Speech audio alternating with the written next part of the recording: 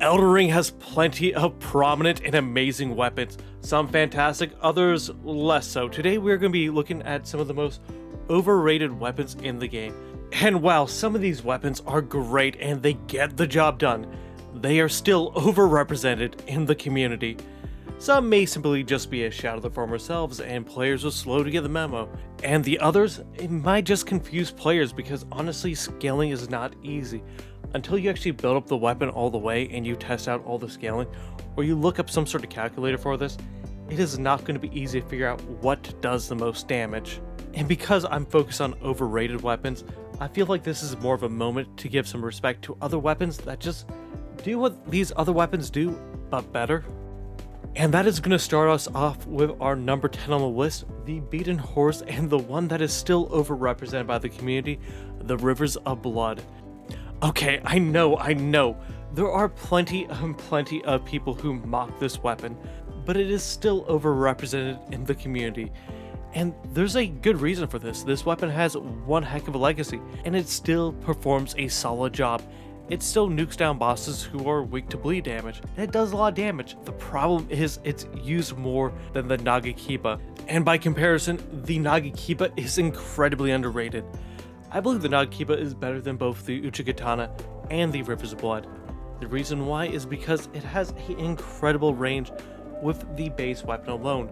It can do more damage than the Rivers of Blood, and when you throw on Bloodflame Blade, you have a weapon that does what the Rivers of Blood does, but better, and either on a dex or a strength build, as in you get more build variety. Beyond that, you could even slap double slash in with the cold infusion, and then bam, now you have a cold Rivers of Blood.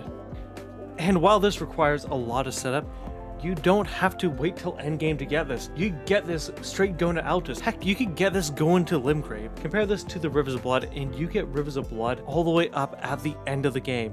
So yes, even after all the mockery this weapon gets, and even after all of the nerfs, it is still an overrated weapon. And on its own, the Rivers of Blood is still a fantastic weapon. It is only because the Nagakiba is so much more versatile, works as so many other builds, and can outperform it easily with just a little bit of setup that I got to say it's overrated. Number 9 on the list is going to be one that I actually enjoy using, the Dismounter. While not as popular as the Bloodhound's Fang or Morgoth's Curse Sword, you might be wondering why am I even putting this on the list? And why not mention something like the Bloodhound's Fang? Well, the issue is, the Bloodhound's Fang kinda deserves its spot at the top. It does an incredible amount of damage. Now let's compare this to the Dismounter, which is not as good of a weapon, and I'm pretty sure that universally most people would agree with that, but it is versatile. But the Dismounter has competition, and a weapon that it completely overshadows, despite being better in most ways, is going to be the Omen Cleaver. While yes, there is a slight reach advantage on the Dismounter, that doesn't really mean too much. The Omen Cleaver has a higher scaling in every single affinity outside of Keen, and honestly, if you're going to be going for a Keen-like curved greatsword anyways, for the most part, I'm always going to recommend the Bloodhound's Fang. This is not to say the Dismounter is a bad weapon. If you want the versatility of Ashes of War on a Keen build, and you really just cannot stand the charge attacks of the Omen Cleaver, then yes, go ahead and go for the Dismounter, it may serve your purpose better. But for every other single build, unless you really need that extra bit of reach in PvP, but in most cases, I'm just going to say build the Omen Cleaver. Typically, you're just going to want that extra AR. Number 8, this one right here is actually a favorite of mine, and it is one of the best weapons in the game in my opinion, but I still had to put it up here because the only reason I think it's great is because of bias. It is the Stormhawk Axe. So why would I call a weapon that I like and love so much overrated? It's mostly the fact that Stormcaller exists and the fact that it's just an axe. While Thunderstorm will almost outdamage Stormcaller, the weapon itself isn't that great. There's weapons with better movesets out there. You could throw Stormcaller on a halberd and now you have a better weapon than what, well, the Stormhawk Axe can ever do.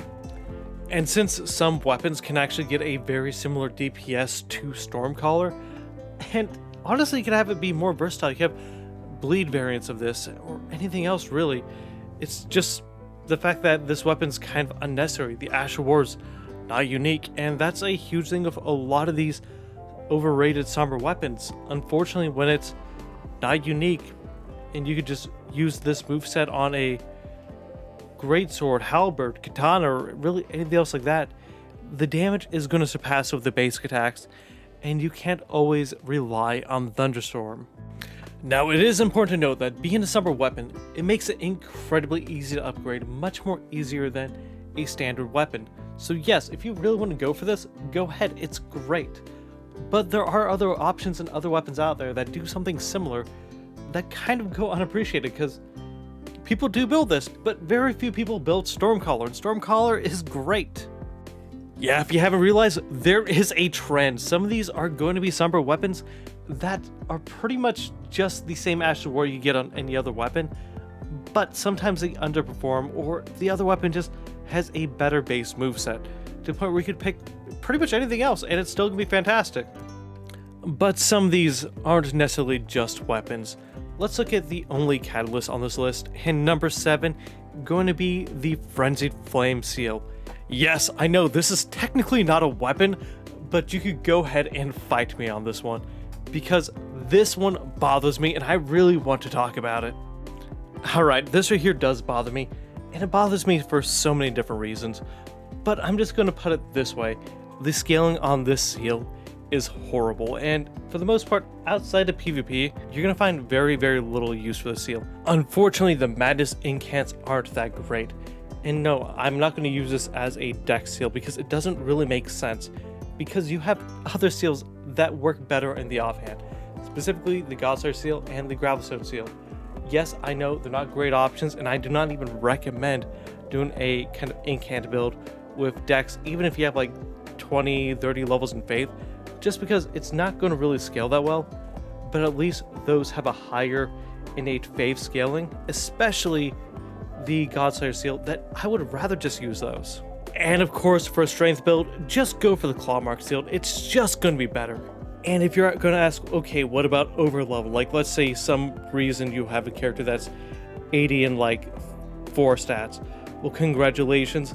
It is still going to be outperformed by 2 Sacred Seals, so it doesn't even win in the end game. Even though it has so many stats it scales off of, it just cannot get a break. As a recap, the reason why this is overrated is because it doesn't really have a niche outside PvP, and it doesn't even work as a Dex Faith seal just because there are better options. Number 6 on the list is going to be the Scavenger's Curved Swords. Okay, so why rip into this one? Especially since this is a great weapon. Well, I'm not actually calling this weapon itself overrated, but rather how people decide to play this weapon. So unfortunately, I've seen people build this time and time again, and they build this with a blood affinity, when there's already a sword that does everything this sword does but better with a blood affinity, and that is a Bandit's Curved Sword. The Bandit's Curved Sword has better dex scaling, better scaling overall, better base damage. If you really want to use this weapon and you want to use it effectively to the maximum potential that you could use as a weapon, you already have a better option with skipping that dex or even that strength and just build one stat. Arcane, that is the only reason why you're going to want to build this weapon. And that is because this has the innate bleed, making it the best curved sword for occult, and that is actually great, and it makes it stand out from the Bandit's Curved Sword. As an occult bleed weapon, it is probably one of the best in the game. I do believe there are better bleed weapons as a whole, but this one hits really, really hard. But when I see people building this as a blood weapon, that is when I find that it's overrated. It is overrated as a blood affinity weapon, but it is not overrated as an occult affinity weapon. The Bandit's Curved Sword is just better in every way. Reach, damage, scaling, everything, it got that, and you get it much early on. It's much more accessible. You get this in Weeping Peninsula. Do you know what time you actually get the Scavenger's Curved Sword, and you only get one of them? Mount Gelmir, you have to go over 50% of the game in order to get this weapon, which means it's not really even fair. Yep, you have to get 50% way through the game in order to get this powerhouse of a weapon. Congratulations. This is not even a common case of people getting anything wrong. Really, this is more of a case of the game being a bit confusing. So just because something has innate bleed scaling doesn't mean it is necessarily the best bleed option. You actually see this quite often with straight swords. Straight swords are fantastic as bleed weapons, just as good as the bandit's curved sword, but it's oftentimes quite a bit of a sleeper pick because people assume katanas are bleed, which makes sense because katanas have innate bleed. And that's just a simple fact of how infusions affect the game. Honestly, I think it's great, but infusions make the game very confusing. It makes it so people necessarily don't know what the best scaling is. You have to go and experiment and try to find out what does the best damage. Look at the math, look at the scale, look at the moveset. And sometimes that's not easy. Alright, now going on to number 5 on the list. The second best Limgrave Somber weapon, the Reduvia. And to be honest, this right here is just a fantastic weapon. It's a great mid-range and melee weapon, but at the same time, the Bloodblade Ash of War competes with it incredibly well. And the only reason why I'm calling this one overrated is because it is quite comparable to Bloodblade, at least when you have it with the Great Knife or the Uchigatana. And while I'm going to criticize the Uchigatana later on, I honestly think it is a fantastic weapon. If I'm fighting a boss, I would rather have a katana than a dagger, so honestly, I would consider the Uchigatana a better option here. So why am I actually comparing these two? And let me give you a good explanation. The Reduvia, its main benefit is actually a Bloodblade Ash of War. But if you go for the occult affinity on the Uchigatana, then you could actually opt for something that does slightly more damage, slightly less blood application, and it effectively performs the same in every single way, with the exception of being more FP efficient, but costing some HP. But now you have the access to the attacks from the Uchigatana, and that is going to get you much further than what you're going to get from the Reduvia. The Reduvia unfortunately has a very short range. This right here limits you quite a bit. And honestly, I could go back and forth across these benefits, but the only reason why I'm calling this one overrated is mostly because it's competing against an Ash of War that nobody talks about, nobody builds, because people just look at it and be like, oh, discount Reduvia. And in a way, it is, but it isn't. Sometimes it's better, sometimes it's worse.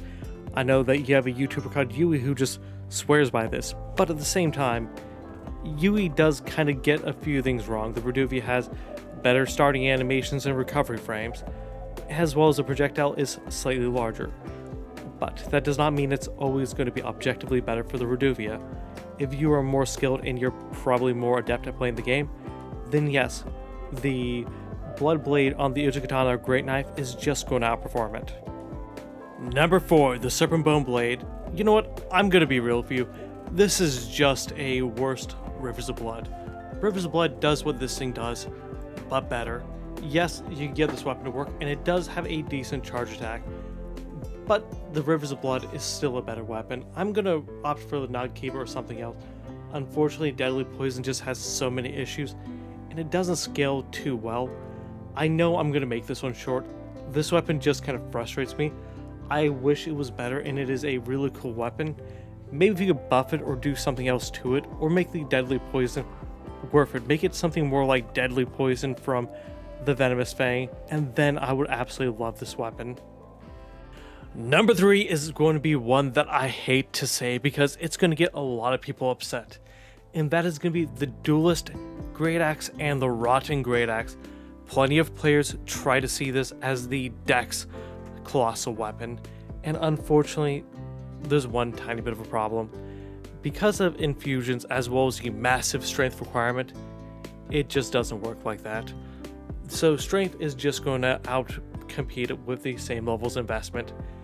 That being said, you don't need any room for despair. There's already a Colossal weapon. In fact, 2 that just work fantastic on Dex builds regardless. If you really want a nice, powerful Dex Colossal weapon, you already have a solid option with a Zweihander, and getting 2 of these makes for a fantastic power stance build with jump attacks. Honestly, this right here just kind of eclipses anything that the Duelist Great Axe can do. I know it's not the same level of Unga Bunga, but you're looking at a level of reach and a comparable amount of damage for your level investment that, in general, I would rather go for these. These have just higher poise damage in terms of charge attacks. So yeah, the Zvite Hunter is just a fantastic weapon. But if you're looking for a weapon to go full Unga Bunga, the Godslayer Greatsword is going to be king.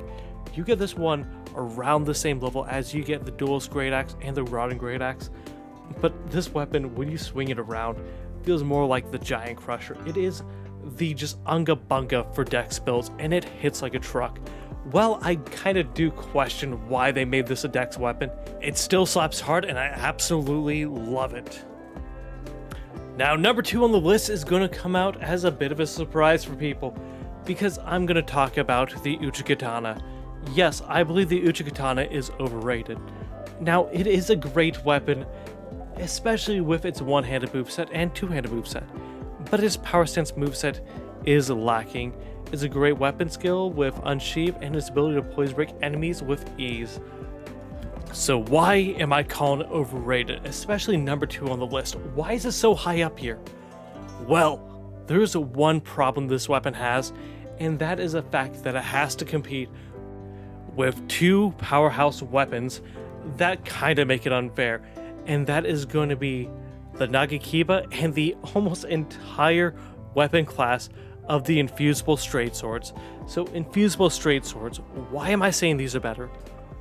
Well, they power stance better, which means if you really want to play the kind of like Dexis, like one attack and one attack on the other, then yes, these can be better weapons. They're just going to attack faster, do more damage, better tracking, and better recovery. And that is why these weapons, while the Uchigatana is great, when you're just power stancing, or if you're using, let's say, Square Off is a fantastic ability that people have been talking about quite often now.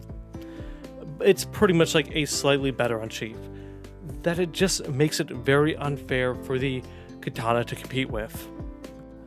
But that does not necessarily mean that it is better than the katana all the way around. But there is one that kind of is, and that is the Nagakiba. The Nagakiba is just straight up better than the Uchigatana in most ways. Just in terms of reach and moveset, I just find the Nagakiba to be a much more satisfying and better weapon. It is much safer, and you're more likely to catch enemies out with it in PvP. So it kind of wins both in the PvE and PvP standpoint, with the only exception is it has a slightly lower AR. And when I say a slightly lower AR, I'm saying it's low enough to a point where it doesn't really matter. That extra reach is worth it. None of this was meant to bash on the Uchigatana. It is a fantastic weapon. It's just overrated compared to the straight swords and the Nagakiba. That being said, as a starting weapon, it is probably the best starting weapon you can have in the game, so it has that going for it. And as a katana, like as a one-handed katana or two-handed katana, it is probably the highest AR katana you have out there. But when it comes to things like power stancing and movesets come to the mix, as well as reach, it does fall far behind its other competitors. Now, for number 1 on this list is going to be the Rusty Tetanus Needle. I meant the Antspur Rapier. The Antspur Rapier. Okay, let me explain this one. If you want your enemy to die from the plague, well, this weapon is not for you. So, this right here comes as mostly a surprise for some players, because it is honestly kind of still a great weapon, but there's just a better way to give Rot, and that is the Rot and Breath. With very few levels of investment into Faith and Arcane, you should be able to Rot and Breath opponents by the time you get this weapon, and why wouldn't you? At this point, you get Flame Grabbing Strength, plenty of buffs, and plenty of ways to neutralize plenty of effects. It's at least good to go for some levels of investment into Faith, one way or another. And unlike the Antspur Rapier, every single boss kind of gives you this moment for an opening. Every single boss themselves typically have an opening, so take advantage of that. And with that, that opens you up to other thrusting swords that have a different niche. I could also do something fun like, I like to use the regular Rapier, which does less damage than even the Antspur Rapier, but it's great for crit builds. Or you could be even more DPS heavy and run a much more optimized Clean Rot Knight Sword if you want to run the thrusting sword route. I'm not saying you should not build this weapon, because honestly it is an incredibly fun weapon to build, but it is overrated in terms of viability and being optimal.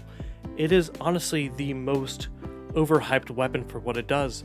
Because honestly, other thrusting swords are just better for what it does. Honestly, if you want to go for the blade route and want to run PvP, while the Antspur Rapier is great for, let's say, given Scarlet Rot, by the time you proc the bleed, they should already be dead, especially with thrusting swords, and the Clean Rot Knight Spear just has a much higher range. The Antspur Rapier kind of lacks that. It should be something that you should be able to punish. For anyone who got this far in, I would like to thank you.